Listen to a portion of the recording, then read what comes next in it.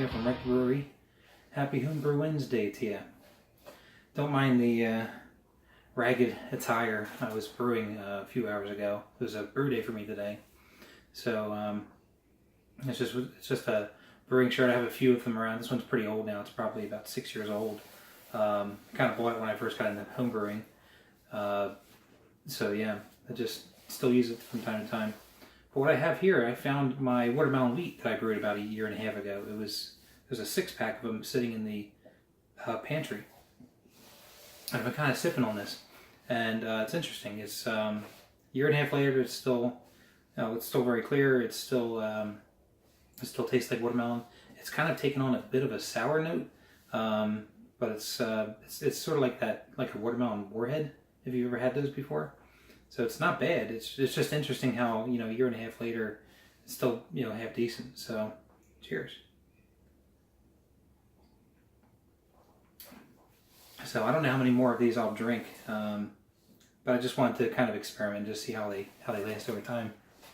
A couple of beers I've been lucky to hide over the years that I brewed and tried much later, just to kind of see what they turn into.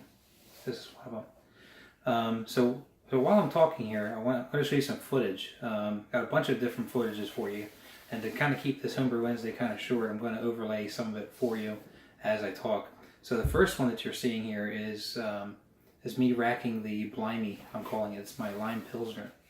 So what we did with this one, we zested 5 limes, and I put that into the carboy here and racked right on top of it. So I'll let that sit for about a week or maybe 2, depending on how strong it gets, and we'll see what that turns into. Kind of got this idea from a friend of mine. I asked him what I occasionally go around and ask friends, what kind of beer would you like me to make for you? And somebody just said that let's try making a pilsner, but let's try to make it a little bit of a sort of a lime or maybe even a lemon lime taste. We'll give it a try. So first time using lime in my beer, so we'll see what that turns into.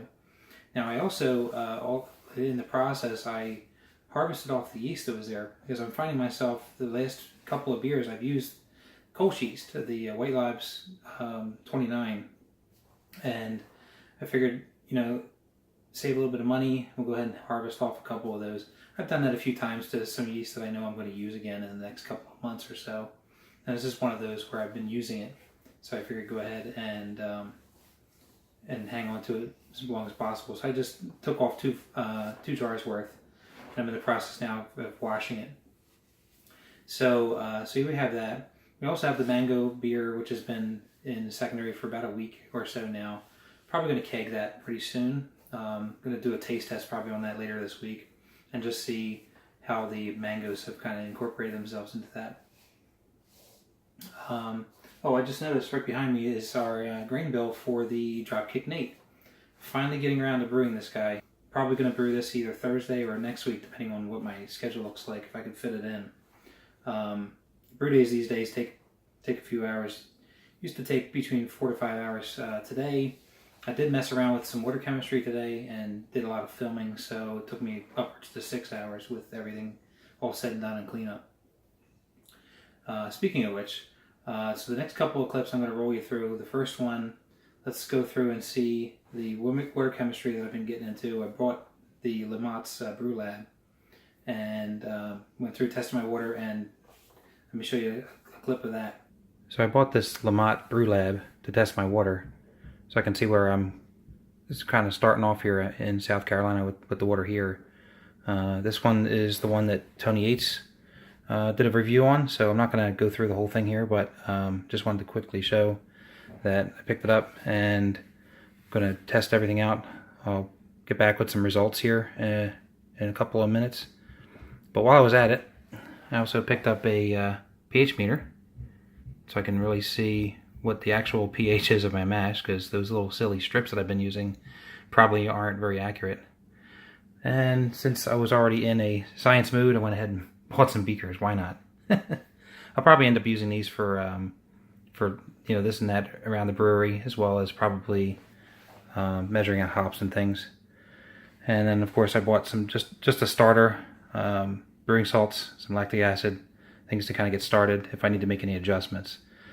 But without further ado, I'm going to go ahead and give this guy a whirl and see where my numbers are. I know that Tony goes through this in detail, so definitely watch his video, but just wanted to give you guys a quick look inside. This is before really opening anything up. Pretty comprehensive brewing water kit here. So comes with pretty much everything you need here, as well as a nice carrying case for everything. So pretty pleased with that. And it's really neat how it says that you can probably get a good 50 or so tests out of this thing, so it definitely will last me a while. Yeah, the Brew Lab was a lot of fun to play around with. I remember when I was in Pennsylvania, I had to send my order off to Word Labs and got the same type of information back, but the numbers were much higher. In fact, I got a printout here from Pennsylvania. My sodium was 32, calcium 97, magnesium 26, total hardness 351, chloride was 142, bicarbonate was 229, total alkalinity 188. So you can see the numbers were much higher. And I remember the water up there was much harder. I kept seeing residue around the faucets and such. Down here I don't notice that. So I decided to get that Brew Lab. I tested the water. I'll put the numbers down here on the screen. But just to give a comparison, calcium 4, sodium 24, magnesium was 2, chloride 30, no sulfates, alkalinity 30. So just a world of difference compared to what I had before. So much easier to work with. I bought brewing salt so I can add into the mash to bring those numbers into the range I need for the beer that I'm making. Don't have to dilute anything down. Just makes things much, much easier. Last but certainly not least, I'm going to roll the footage of the brew day of KBBA from earlier. And I'll leave you with that. Just to keep it short and sweet, I'll see you guys probably next week. And cheers. Happy Homebrew Wednesday, everyone.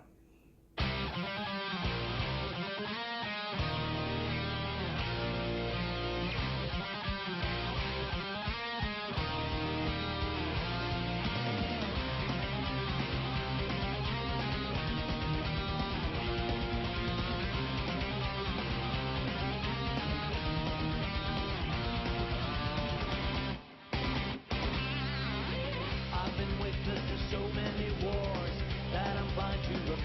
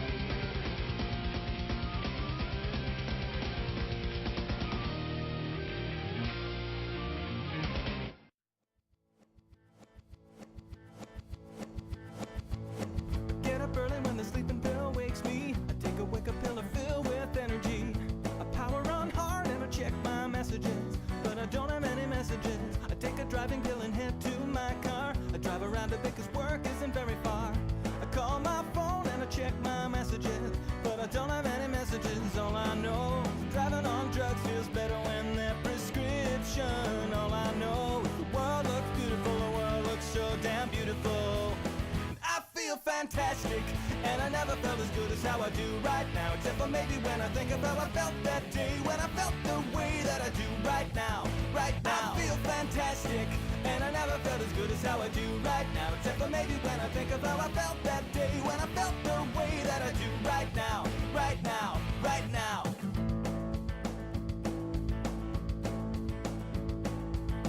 Work is anything but quiet these days. I try to mitigate my concentration haze. I can see the day unfold in front of me, so I take the stairs and hit the gym. The phone is ringing when I get to my desk. What was the stinging's now a sharp pain in my chest. So I take a call the next and just chill. And then it's time for lunch again. All I know is work is easy when you don't stress out about deadlines. All I know is to take my medicine. I always take my medicine. And I feel fantastic, and I never felt as good as how I do right now. Except for maybe when I think of how I felt that day, when I felt the way that I do right now. Right now, I feel fantastic, and I never felt as good as how I do right now. Except for maybe when I think of how I felt that day, when I felt the way